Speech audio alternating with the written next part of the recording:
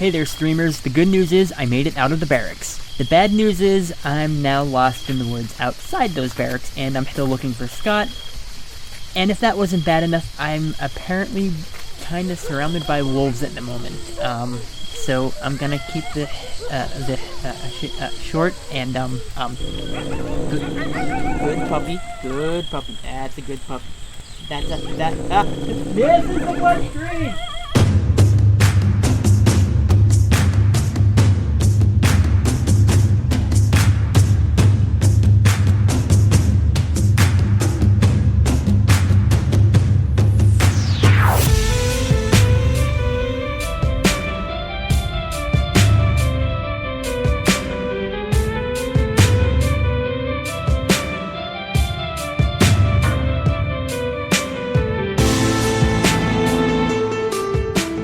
Welcome aboard, and you are listening to the 4th episode of The Bloodstream. I know that the first few episodes were all exclusively movies on Amazon, which is weirdly appropriate considering, Bloodstream, Rivers, Amazon, that kind of thing. But part of the point of this was getting around to all kinds of services and not relying on just one of them, and so I always was going to do something from Netflix. I figured after 3 straight episodes of movies on Amazon, it was time to move over there. The only difficult part was trying to find something that leapt out at me. I know there's movies that might not be that great over there, but they're just so hard to pick out, and I don't know why that is. I mean, part of it's, you can see something going to be a real trip on Amazon because they have the cover art. Netflix is a little harder to pick out. But after digging around, I found something that looked entertaining enough, and that ended up being Uncaged. And I'm just gonna kick it right off and jump right into the trailer. I'll be right back after this.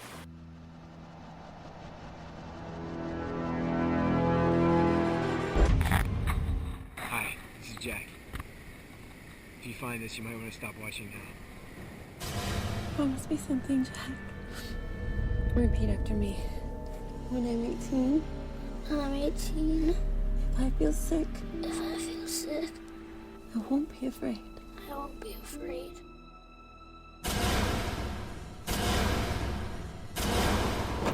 Authorities speculate a rogue black bear may be responsible for the attack, and authorities are urging all residents to remain vigilant while carrying out their daily activities.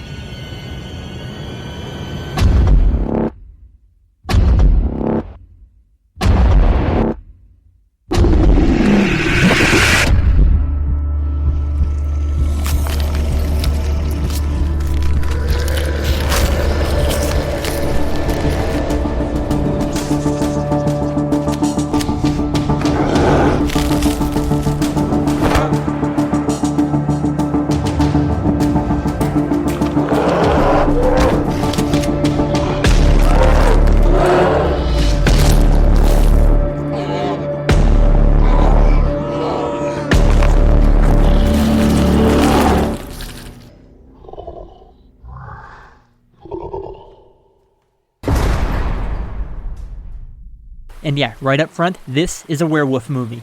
The movie starts off in the past, where we meet the younger version of our main character, Jack. Why is it so many werewolves are named Jack? I know Marvel went all in with their Werewolf by Night character and called him Jack Russell, which is... wow, that's a pun of a name if I ever heard one. Anyways, I digress, and back to young Jack and his parents doing typical family stuff. His father drops the line of, "Your worst quality can also be your best." I'm gonna go out on a limb and say that's probably gonna be foreshadowing. After we get a few minutes of family stuff, they put Jack to bed, and as he's going to sleep, he hears something stomping around outside. Typical childhood nightmare stuff, except with Jack, it's not a nightmare. After we hear lots of growling and some screaming, we jump ahead 12 years, and we don't find out what happens for a little bit longer. We jump ahead 12 years in Jackson College. Winter break is coming up, and when he gets a call from his Uncle Mike, he decides to spend the week up there with his friends Brandon and Turner. Brandon's a bit of a nebbishy, nerdy type, and Turner's a nice enough guy, but he's also one of those big jockey types. Not dumb, but, he's a real guy's guy, and he's always chasing the ladies, and that's a bit of a plot point. So they arrive at the cabin, they settle in, but the power goes out, which is bad for a number of reasons, not least of which is the lights are out and there's no heat. As everyone sleeps, a cloaked figure sneaks into Jack's room and hits him with a needle, which is unfortunate for Jack because the next day he wakes up naked and in a dumpster. They kind of play it that you don't know what's going on, and maybe this is because of the injection, and I like that they run with the ambiguity here, but really, it's a werewolf movie. The upside of finding yourself in a dumpster first thing in the morning is that Jack at least has plenty of garbage bags he can use to cover up with. Jack may be a bit confused, but he still manages to call the cabin and have Brandon come out and get him. And that will lead us into the first clip. I got there to pick you up. I can get home safe. But you only have your learners. You don't have a wallet on you. You're wearing a garbage bag. So where did you sleep last night? A dumpster. Why are you sleeping in a dumpster? I don't know. You know, if it's something weird, like some fetish thing, I get it, alright? Let's just say I get it. So you can tell me, if you want, you know. I'm into some nasty shit, I'm sure we're related. You must have some weird stuff going on. Sexually. They both seem to be taking this rather well, and at least, we start to get the sense that there are family secrets lurking around. We flash back to the night of the monster attack, which is only notable because there's a moment where Jack's mom tells him that when he turns 18, if he ever feels sick, not to be afraid. So there's definitely more going on here. Spoiler, it's a werewolf movie. We do finally get to meet Uncle Mike, who's lurking around the fringes of the plot. He's been talked about so far, but he's otherwise been said that he's away from the cabin for the week. He's busy talking with Jack's mom on the phone, who's still kicking around out there too, and they're clearly plotting something about Jack. After the really weird morning he's had, Jack decides he needs to clear his head and go out for a walk in the woods, which worked out so well for him the day before, which leaves the other two just sitting around the cabin. So Brandon decides to take this time to fill Turner in on the whole sordid history of his and Jack's family. It's told with some really neat comic booky type panels, but you're not going to get any of that as we go into the next clip. Do you know the story about Jack's family, by the way? Yeah, his mom, shot up his dad or something, right? No, it goes way beyond that. A lot more. All right, well, every family has problems. I mean, shit, my dad used to be an alcoholic. Still is, we just got over it. They have a Wikipedia page just about them. Oh, God. Yeah, okay. It all started with Jack's mom's oldest sister, Margaret. She went into the city with her boyfriend for a romantic night out, right? They're going to get dinner. And after dinner, he surprised her. He had a hotel room at the Waldorf Astoria. It's great. It's fantastic. It's a nice hotel. I would do dirty things to stay in that You would hotel. do dirty things for free. Because listen, the next morning, the maids come in, boyfriend's dead. Head split open like a pumpkin or a melon or a watermelon. And Margaret, she's hanging from a chandelier. Dead too, obviously. Jesus. Killed herself. Yeah.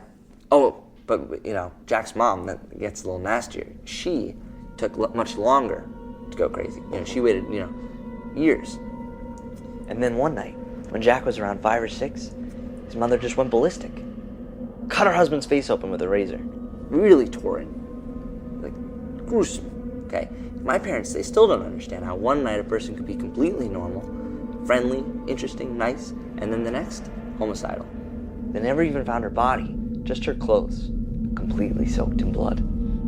Oh, but the worst incident by far, is Uncle Mike. Our Uncle Mike. He was in Europe, taking an overnight train from Brussels to Amsterdam. And the next day, when the train pulled into the station and the conductor came to open the doors, he found 12 bodies, dead people, just slaughtered, torn up, cast all over the walls. It was just disgusting. There's guts everywhere. Really just gruesome stuff, awful stuff. The only guy that made it was Uncle Mike. So naturally he's a suspect, but they couldn't find his fingerprints on anything, and frankly it didn't make any sense that a scrawny teenager could have killed an entire car full of people, Not like the way whoever did it, because they tore jaws off and shit. I mean, God. Holy shit, you're fucking related to these people. No, it's through Jack's father, so I'm not psycho. Jack's mom lurks around the cabin some more, and she runs into Turner, which doesn't end well considering he brought a shotgun with him and shoots her in the face, which quite frankly is the appropriate response when you find someone in your otherwise empty cabin in the middle of the night. Jack's still busy outside going for walkies, and I don't remember where Brandon ended up at this point, so Turner decides to take it upon himself and bury Jack's mom and not tell anyone. I'm not going to point out too much that we're quite literally in the middle of winter, and Turner still somehow managed to bury a body. That's not easy. Not surprisingly, the next day comes around and Jack wakes up naked and alone in the woods again. Brandon and Turner are watching the news, and there's reports of a bear attack. Here's a hint, it's not actual bears, because this is a werewolf movie. Jack twigged pretty quickly that weird things are going on, so he started wearing a GoPro camera at night. When he gets back to the cabin after another garbage bag wearing drive back home, he connects the camera to his laptop, checks out the footage to see what he's doing when he's blacking out. Surprise, Jack! You're eating people. You're the bear. Werebears! Oh, no, werewolves. Werewolves. Damn it. Jack realizes he's the quote-unquote bear the news is talking about and heads over to the house of the survivor, Rose. He also has something of hers that he somehow got a hold of during the attack and decides to return that. We also meet her husband Gonzo, which raises the question of who was the guy that Rose was with last night that Jack ended up eating. Gonzo's a real peach. He's not a nice guy. He's violent. He's obviously involved with organized crime, although they never quite spell things out. Also, there's a later scene where Gonzo takes Rose's dog outside for quote-unquote a walk, and he pretty much clearly shoots the dog in the head because he can't stand the dog. Hell yeah, he is not a good person. Jack realizes he has to tell someone about what's going on and decides to confide in Brandon. Brandon asks the very important questions of, so does your dick transform? Look, dude, just go watch Wolf Cop. That'll give you an answer. Brandon, being the nerdy sort, starts to do some research and realizes there's going to be a whole lot more nights of this, and that sets up the next clip as he talks about the moon. Oh, fuck. Okay. I got some bad news. What? I have some bad news. What? We got like 4 more days of you turning into a werewolf, it turns out. Isn't it only supposed to last like one more night? No, the moon only has to be basically full for you to transform. And I'm looking at the lunar calendar. It says that we got 4 more nights of basically full moons. We're losing sun. This is... Fucking Christ. Okay, if the sun goes down, I'm dropping you in the woods. Because I don't think I should be in the same car with you. Thanks. What do you expect? I'm not going to die for you. Well, I mean, I died for you. I'm not going to just die. I'm not even dying for you. You'll just be eating me. I'm not going to be your dinner. I'd sacrifice myself. But that's a different situation. Anyway, I don't know what I'm explaining myself. Jack gets a call from a store that has some stuff for him that's been left there by either his mom or Uncle Mike, and when he arrives, he discovers a new truck and a cage. So, happy birthday. While Jack and Brandon are picking up the cage, Turner is dealing pretty well with the fact that he just shot someone in the face, and he's picking up a chick online. Turner hits it off with Crystal, and they get ready to have sex, but Turner, being Turner, wants to record it, so he goes looking for the GoPro. What he finds is the blood-covered GoPro housing, so he's not going to be doing much recording right now. But it does start to plant some questions in his mind about what's going on. Jack and Brandon are busily trying to get the cage somewhere, and the truck runs out of gas, because plot convenience, and no one thought to check the tank. Jack and Brandon drag the cage out into the woods for some reason. I guess it's arguably safer to have your werewolf not sitting in the middle of the road all night long. And they start to have a conversation about monsters, which leads into the next clip. See, if the werewolf you eats me, it's not because it's evil. It's because it's a monster. This is good. Okay. See, so if werewolf you eats me, it doesn't make it evil. It's just a monster, It doesn't have any control over it. That sounds pretty evil to me. No, not if you don't have a choice. See, like the Hulk? See, if the Hulk, you put the Hulk in a terror space, it destroys everything in its path. And it's a hero. You drop the Hulk in a church, and, it's obviously not a hero. That's what makes it a monster. It doesn't have a choice. Okay, first of all, I disagree with their use of the word monster here. What Brandon is trying to describe is more accurately just an animal. Lions are not monsters, they're animals. They have instinct, they have needs, they do what they're gonna do. There's no morality about it. The Hulk is not a monster because of a lack of morality. The Hulk is considered a monster because of the way he looks and the way people perceive him and his actions. He's not a monster because of any lack of morality. The Hulk is intelligent, the Hulk has a moral code at times. Sometimes it's not a great moral code, like when he's Joe Fixit, but I digress. It's also a bit of a plot point that for a long time, the Hulk has never been responsible for anyone dying due to his property destruction. He's not a monster for that reason. The comics have been very emphatic that the Hulk has never accidentally killed someone as collateral damage. I'm sure if you got really technical, you could say, well, no one walked out of that building. But for the most part, you know what I mean. Also, if you drop the Hulk in front of a church, He's not going to attack it because he has no reason to. The church isn't going to make him angry because churchgoers are peaceful people, and in fact it'll probably chill him out and he'll turn back into Banner.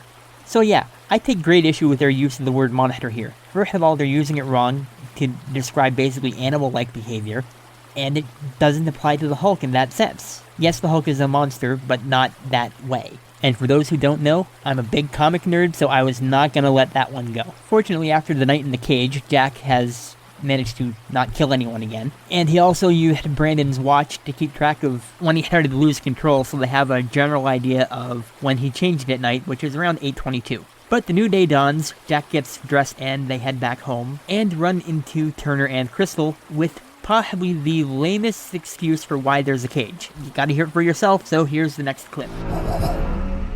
We can't have him knowing about this. Why? Because I fucking killed someone. Oh, right, yeah. That's fucked up, by the way. Morning, you too, Jack. Hi. Hi. Hey, hello.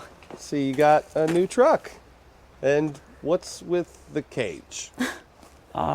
This is for Uncle Mike's cat. Oh my god, I love cats. That cage is for a cat.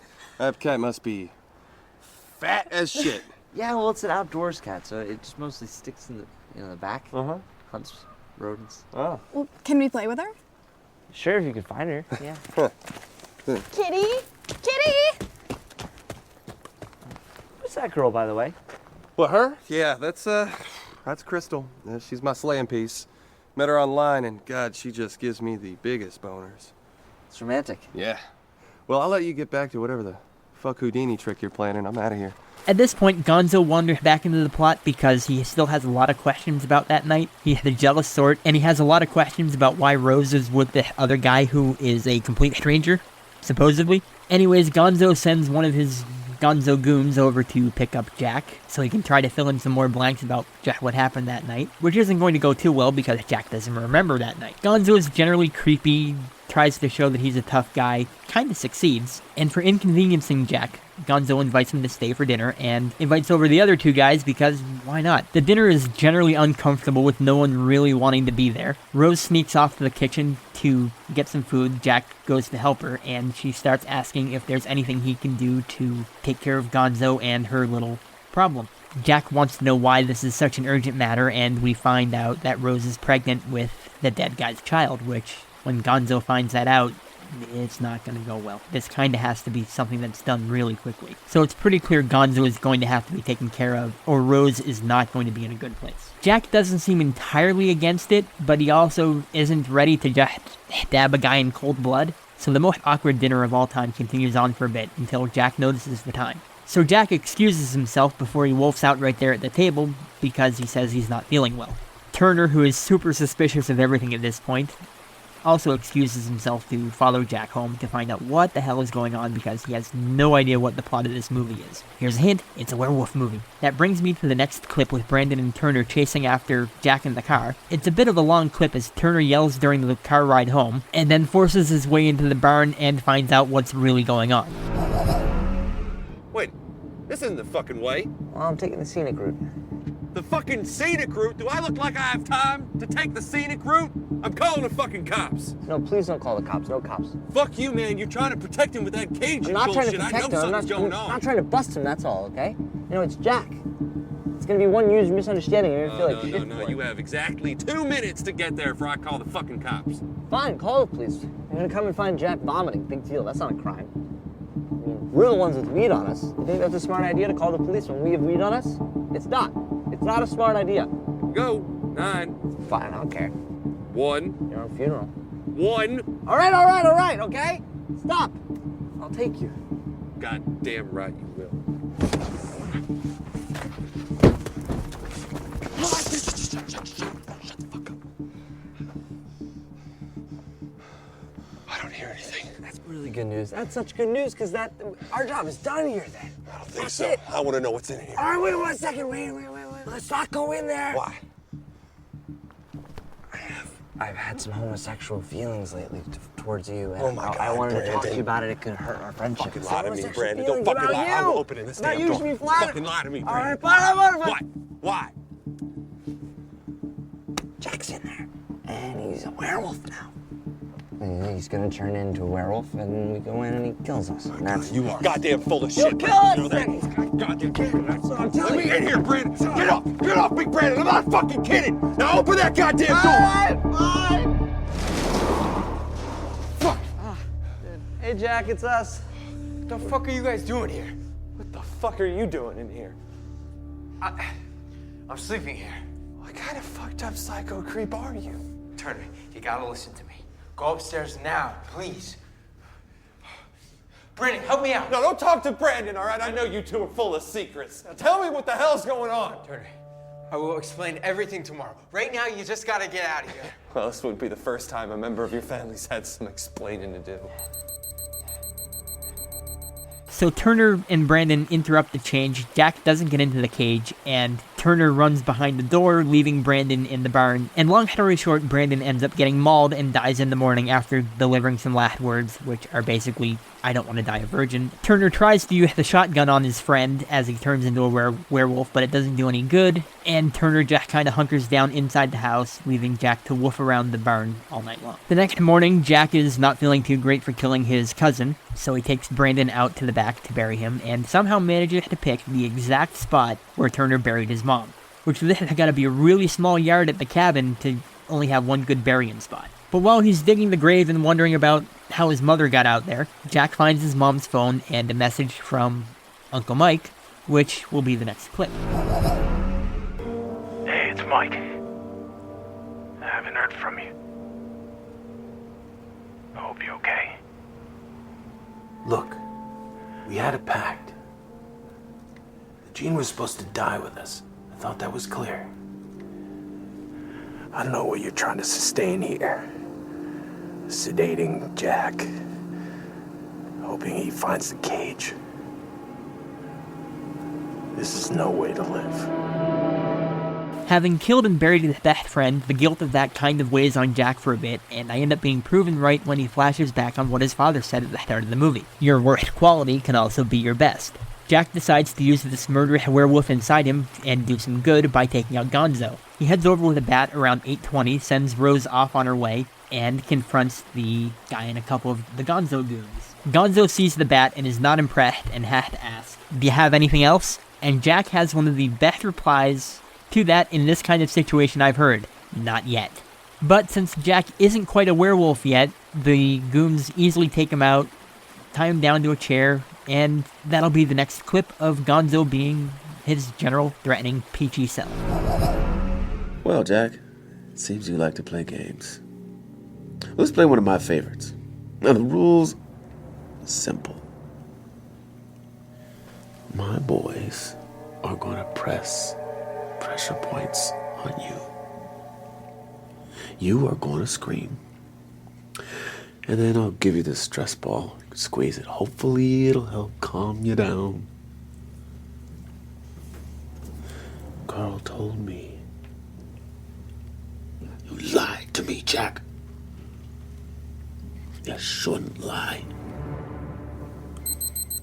And since you heard that alarm going off, you know just like Jack does, the transformation is coming. And boy does it ever come. I am so glad they gave us an actual transformation sequence, because that's what you go to see when you're watching a werewolf movie. They teased it out so far. They've had Jack transforming off camera and all we see is the aftermath. It was a long wait to get here, but it is so worth it. And as far as I can tell, almost all practical. If there was any CGI used, I didn't pick up on any of it, and it was probably just used to enhance and clean stuff up, because this looks really practical, and it's such a great harkening back to American Werewolf in London. It's not quite as good as and involved as that, but it's really right up there. It's painful looking, it's gruesome, it's definitely in my top werewolf transformations. Once we get Wolfman Jack running around, he makes quick work of the goons and tears through Gonzo's skull like it's a ripe avocado. It couldn't have happened to a nicer guy, and it's so cathartic to see it happen to such a shitty person. While all that's going on, we jump back to the cabin, and Crystal's wandering around and Turner's gone missing. She runs into a werewolf, and I think the movie wants you to assume it's Jack come home, but that doesn't really make any sense, and you can probably figure out what's going on. Especially when the next day, Turner wakes up, has no memory of the night before, and thinks that him and Crystal might have had one amazing night that just blew his mind. He eventually finds the blood trail, which leads to murdered Crystal, and he makes the logical assumption, at least in his situation, that Jack must have done it. Now I like the setup. It's a bit obvious to the audience what's going on, but picture in Turner's mind. He knows his friend is a werewolf. He finds his girlfriend slaughtered in exactly the same way that Brandon was. So he puts 2 and 2 together, and while he gets 5, it gives him the great motivation to go after Jack for revenge. Because in his mind, the werewolf that killed Crystal has to be Jack.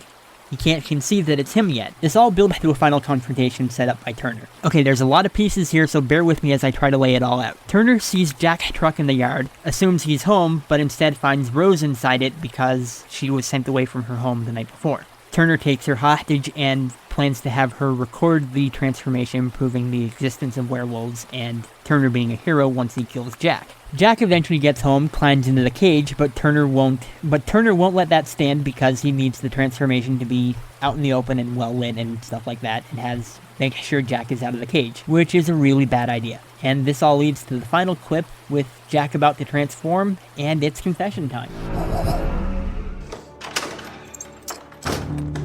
Get out of the cage, Jack. Get out of the cage, Jack! Over there.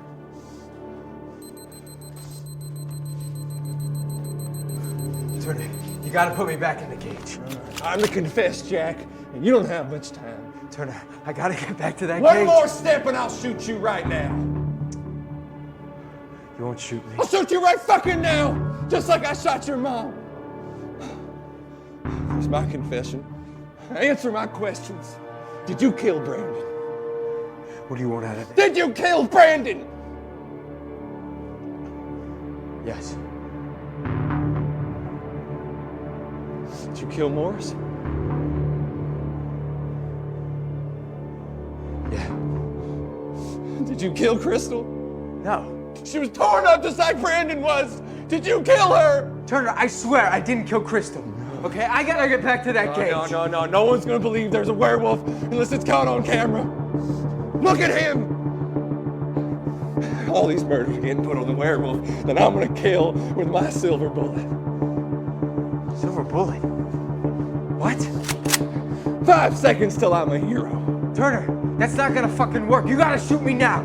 Kill me now. This is not a fucking fantasy. Jack, shut the fuck up! And with that alarm going off, Jack makes a run for it to try to get to the cage in the last second, but doesn't make it. 822 hits, and both of the guys start to transform. Which leads to werewolf fight, which is a great bonus to have in the movie. During the fight, Rose ends up wailing on Turner with the shotgun and basically turning his face into a pile of red mist. Jack, still with some bit of clarity before the transformation takes full hold, manages to throw Rose in the cage to try to protect her. If he can't be inside it, at least she can. Unfortunately, they can't get the door closed and locked in time, and Rose does the only thing she can and shoots Jack with the shotgun.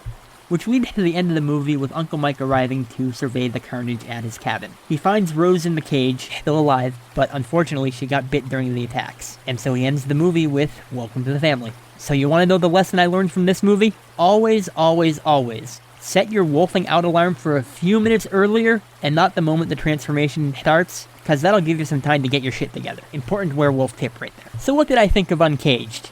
I actually really enjoyed this movie. I've always liked werewolf stories, and this is a really solid one. It's got very good mythology. I always like the idea of a family of werewolves, because if it passed through bodily fluids and bites, then sure, it's gonna be passed on to kids and stuff like that. The story is well told. It takes some really good turns.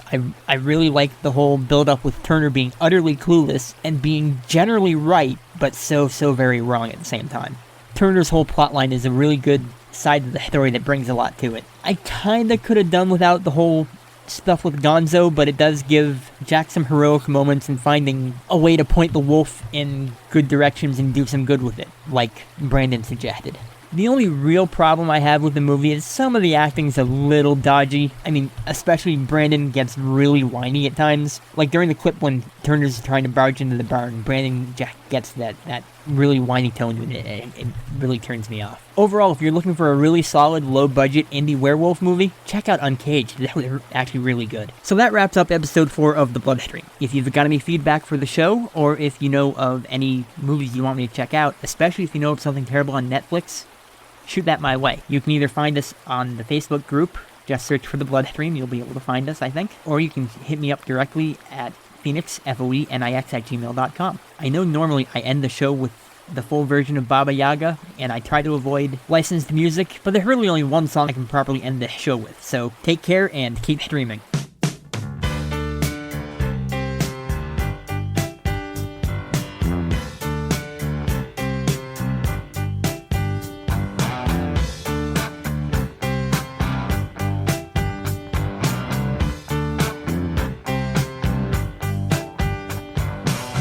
I saw a werewolf with a Chinese menu in his hand,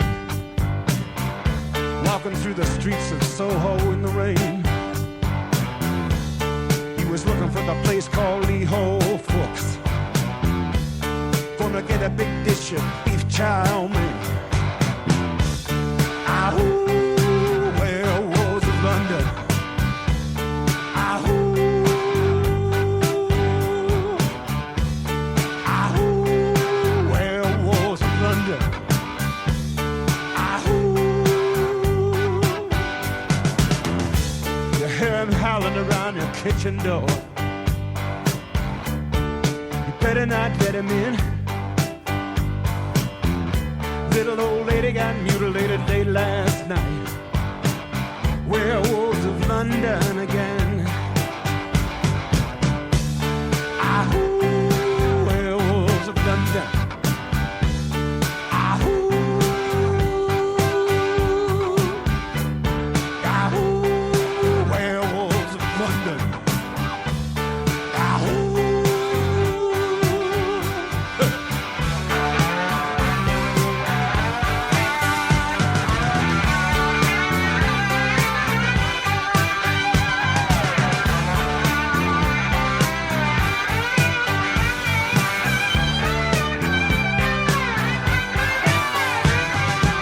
Hairy-handed gent who ran amok in Kent.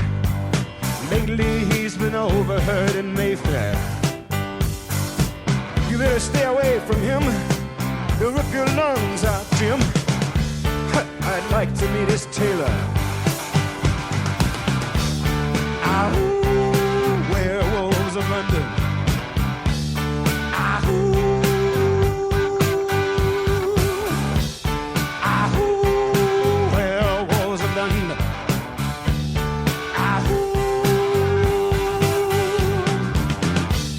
I saw Lon Chaney walking with the Queen, doing the werewolves of London. I saw Lon Chaney Jr. walking with the Queen, doing the werewolves of London. I saw a werewolf drinking a pina colada at Trader Vic's, and his hair was perfect.